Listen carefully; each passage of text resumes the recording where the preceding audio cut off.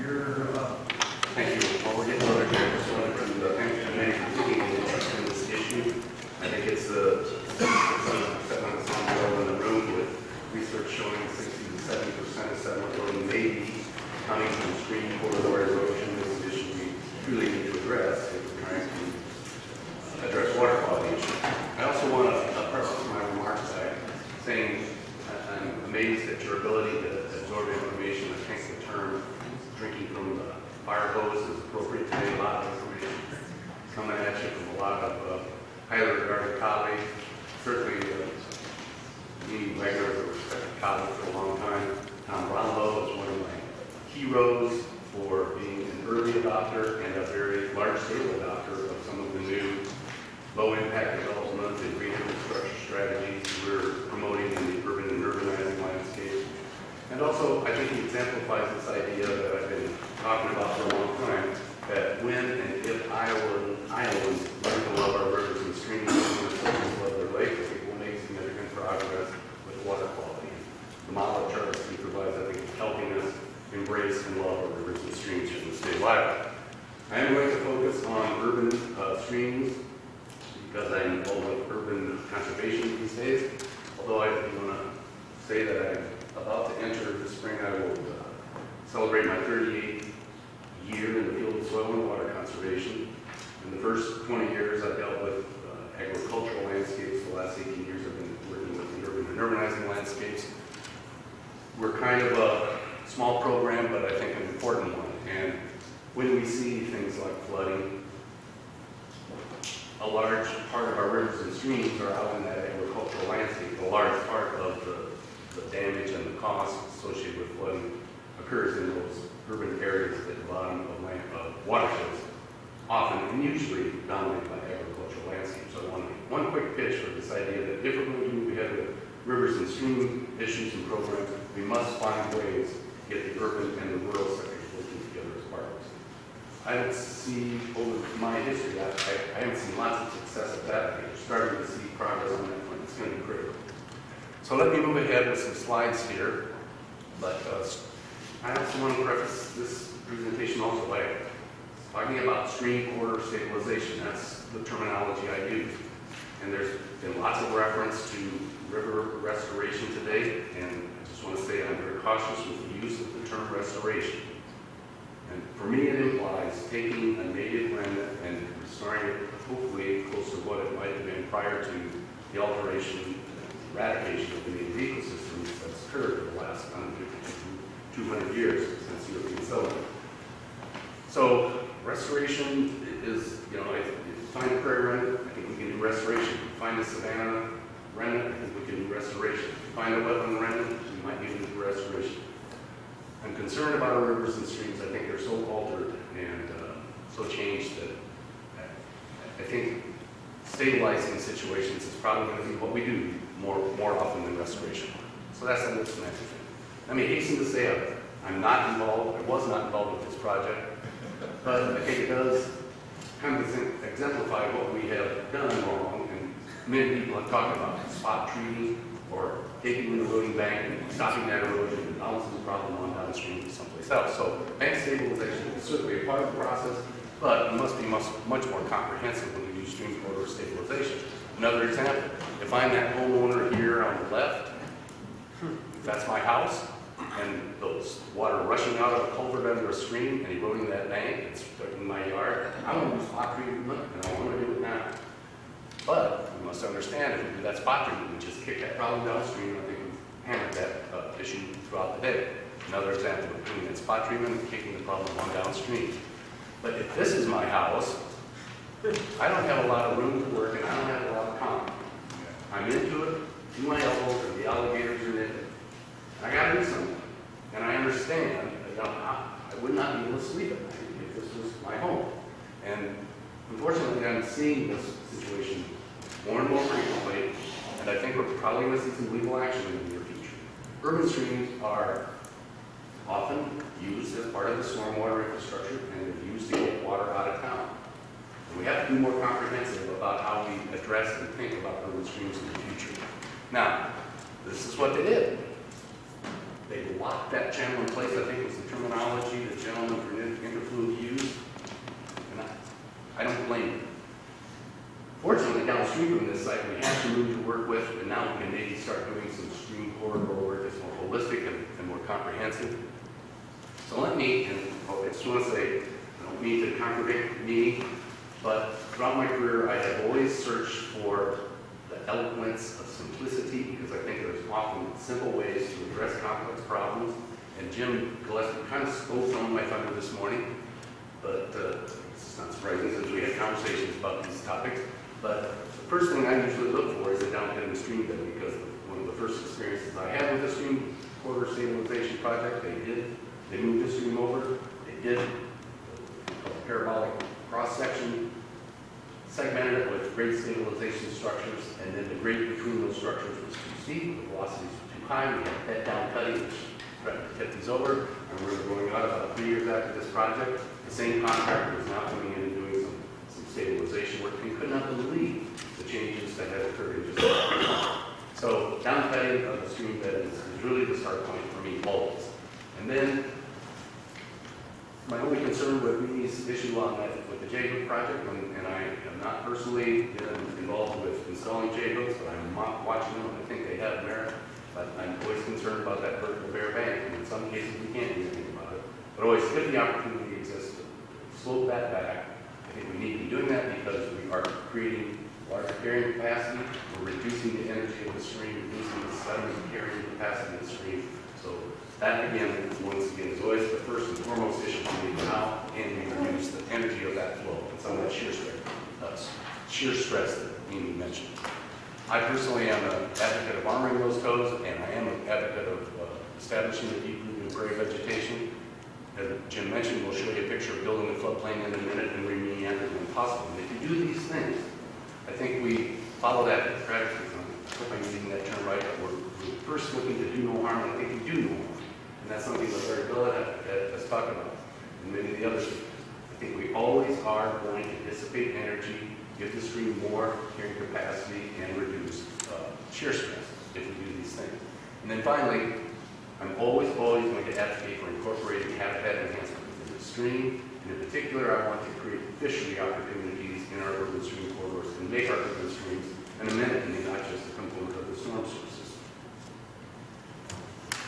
So, stopping the downcutting. On the upper left, you see the stable river ravine system where you see pool, riffle, pool, riffle.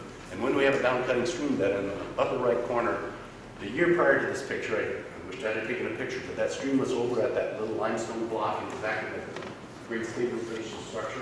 And so we're always looking for nick points or vertical drops or areas where that stream bed is downcutting and trying to eliminate that overfall of that very steep stretch of stream.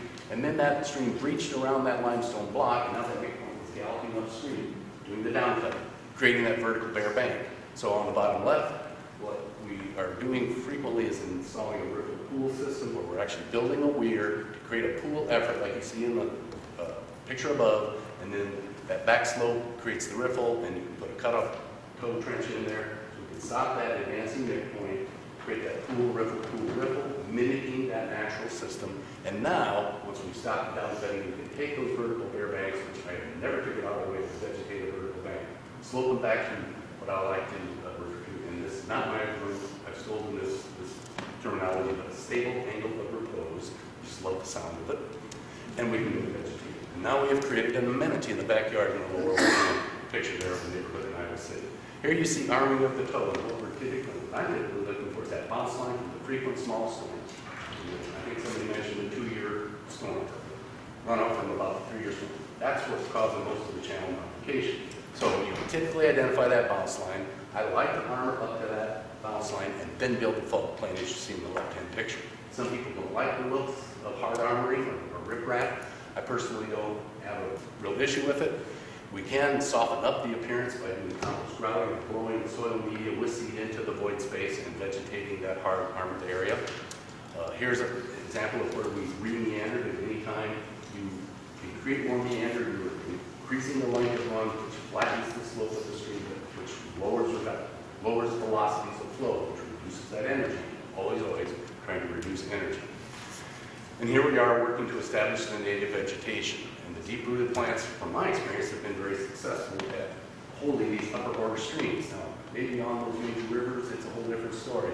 But on these upper order streams, we've seen great success with the deep-rooted native prairie vegetation. And most of our upper order streams have become wood, but I don't think that's the natural model. The native ecosystem model, I think, in most of our upper order streams, prairie right down to the river's edge, if there was even a defined channel. And this is what I think our upper order prairie streams probably look like. And I don't find this scene very often in uplands of Iowa. Usually we have these deep medium-sized vertically bare bank type canyons like this. And if you have a 10-foot deep vertical bank like this, we're typically recommending a minimum of 3-to-1 slope. So for every foot up, we're going to go 3 foot back. So that means you're going to take 30 foot. And if we go to a 4-to-1, that means we're going to go 40 foot, which means we're probably going to take down a lot of trees. So you see the before in the background and the post in the foreground. And for most people, that's a terrible sin to take down a tree. But I think we've created an amenity here on this stream, on this photo.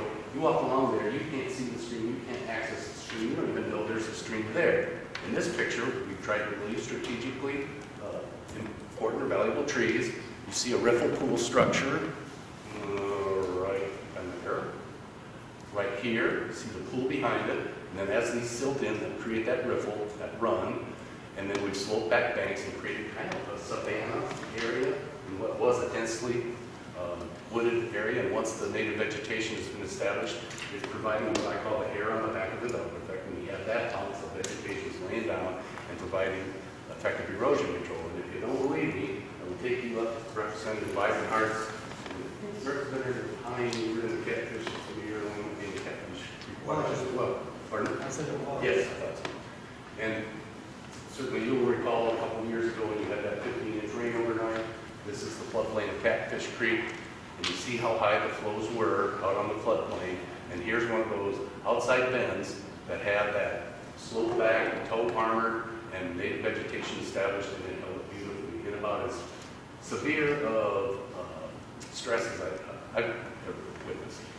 But we'll come back to that. So I find this scenario over and over again, and I know some people think I'm a heretic when I ask, are these trees stabilizing that stream bank, but I can't convince myself that they are. And I would love to use this picture because I always say to people, I guarantee you folks, that tree did not grow in the thin air. There was soil around those roots when that tree was growing, and it's not there now. So convince me that that tree is holding that bank. And here it is later, the same tree toppling in. And as Mimi pointed out, it's because of that frequent bounce from the frequent smaller rainfall and runoff events where most of the channel modification is occurring. As you can see, it's about up to that bounce line as this tree's toppling in them. So, we should always talk about stream corridor stabilization, or maybe we should talk about an SCS program. I mentioned the first 20 years of my career was working for the USDA, and I started out working for the Soil Conservation Service, so I missed the old SCS acronym. Maybe we can bring back an SCS program. But I think when I talk, or at least I want people, when they hear me say stream corridor stabilization, I want them to realize that it implies I'm looking at the stream system comprehensively as a whole, and not just looking at stabilizing a bank and bouncing the problem on downstream. The key again is always to reduce the volume of runoff. We haven't had a whole lot of discussion about upland needs, but the reason we have problems with our stream corridors is because we have landscapes that become hydrologically dysfunctional, and we're shedding larger and larger volumes of runoff compared to the historic hydrology when the native ecosystems were intact. So, how can we reduce the volume of runoff, and how can we reduce the frequency of those flashing flows and reduce the energy of those flows? And obviously it's best to always work on a watershed basis and try to stabilize that hydrology in the watershed. But in that urban sector in particular, we often have immediate needs. We need to be a rapid response team, and we need programs that allow us to go in and treat critical issues where infrastructure is threatened. And that infrastructure, as we touched on, we often have our sanitary sewers, trails, and other things right down there in that stream corridor in our urban settings. We often have private property. I've been to situations where there's one brewing right now that I think might become a landmark legal case because we've got a house that's going to go if we don't do something. and the homeowner is asking the city for help. The city is saying you're on your own, and the homeowner is saying that water belongs to you because the stream is part of your storm sewer system, and why did you ever allow me to build on this lot in the first place? You approved this plat that said this is a buildable lot, so it's a big, big issue. It's a problem. And then, of course, we have swimming pools, and we have sheds, and all these little things that are impacted by urban stream corridors that are eroding away. And then in the urban sector, we often are dealing with confined spaces in which to work, and we're almost always fragmented by a different ownership every 100 foot because we apply it to the center of streams. In my opinion, we ought to, in the future as we develop, we ought to require buffers, and in personal opinion, that the cities ought to own those stream corridors as part of their stormwater infrastructure. So the final point and the final reason I think urban streams need some special consideration is that they tend to be considerably much more expensive compared to rural stream corridor work. And what do you do in a situation like this? Here's another scenario. Let's call it, this is Warmouth Creek here in Des Moines, or in Polk County.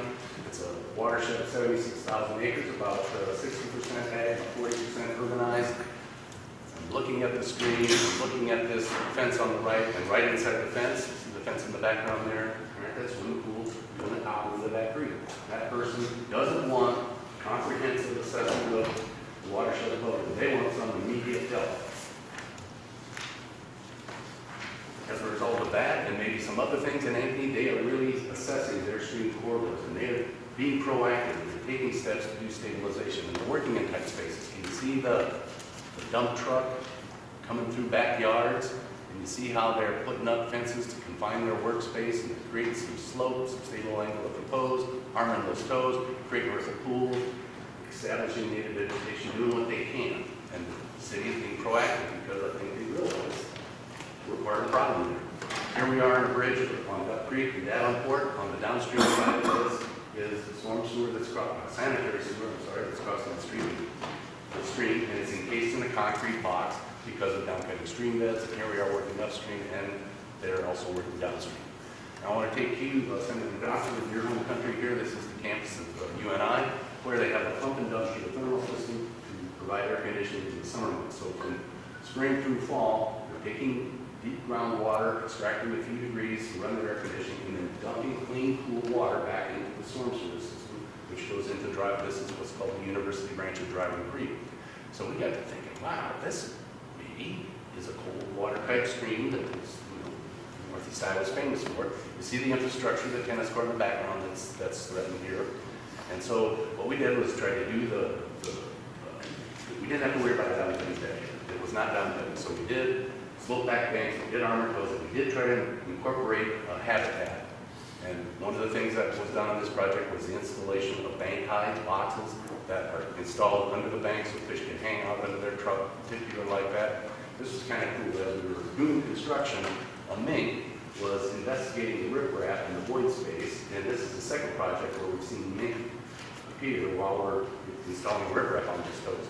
So I think there's some habitat value, not just for a mink, but also for the benthic quiet, the bugs that live in the streams. Some people don't like lime. I don't have a real problem with it used this way. So there you see that bend that was eroding back towards the stream, back towards the tennis court being stabilized. Look at the water clarity of that stream. It looks like a trout stream to me. And this was a picture sent to me by a colleague, and I think it was just a couple months ago that DNR shot the stream, and we're finding some significant diversity. So anyhow, creating an amenity by creating fishery opportunities in our urban streams is one of the goals of mine. We might not all have cold water streams to work with, but certainly things like smallmouth bass thrive in most of our warm water streams. And this actually, I'm cheating here, this is a picture from the Missouri River on urban streams. But anyhow, that's, I'll conclude with this. I probably, maybe shouldn't use this last couple slides because I don't have full blessing from my bosses. But I think we need a program dedicated to stream corridor stabilization that provides financial and technical assistance. We're currently very limited in the ability to provide financial assistance unless we have a designated funded watershed project. So I would like to see a grant program dedicated to stream corridor stabilization work. I'm always in favor of making stream corridor stabilization a part of a watershed project, but there are times when we need to act without having time to develop and get a watershed project funded. And I would like to see a committee of technical people be the body that determines who might receive funding. We can talk about who that might be, who might make that up.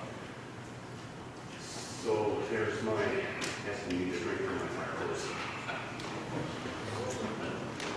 Well, thank you. Is there any quick questions? We need to kind of keep things moving along here. We got a question, make it brief. My brief speech will begin with a question. You talked about urban events making what you're talking about more imperative moving forward in the climate change world. Yes. And you mentioned Dubuque. We've had 6 natural disasters in the last 15 years, federally declared. Virtually every one of them went through my district. In fact, the streets I've lived on could have been defined as rivers. And reopened as well For several days, and most of the problems ended up in people's basements. And you alluded to the concept of working upstream to prevent downstream problems. We have engaged very significantly in our smarter planning efforts to require developments on the hills and elsewhere in the city and county to retain their stormwater on site. Yes. So it's not even going into the stream until the water flows can go down, and you're not going to see that kind of energy. Bless you. So that's kind of like the urban example of, I guess, build a farm pond. But you know, what do you see as the role of those kinds of development regulations as part of not just stream stabilization, but river stabilization? Well, we might have to have a private conversation on that, but I think we absolutely have to do that in the developing landscape. And certainly there's some pushback when we ask developers and home builders to do more with water management issues because they're concerned about raising the cost of a lot of them. And I understand that. My response to that typically is, I empathize, but almost everybody supports reducing flooding, supports improving and protecting water quality, and I have not found a way to do that for free. We have to make a social investment. Any other questions? Otherwise, we'll move on to the next Yeah. presenter. Thank you, Wayne, for your presentation. Jody, Can I just say one more thing? I have to rush out of here for a minute because I'm going to a meeting where a city is working on developing, we call it loose construction stormwater ordinance. And we make it difficult with pressure on cities having to do this city by city, creating a code that requires what Dubuque has done. I mean, you have to be as progressive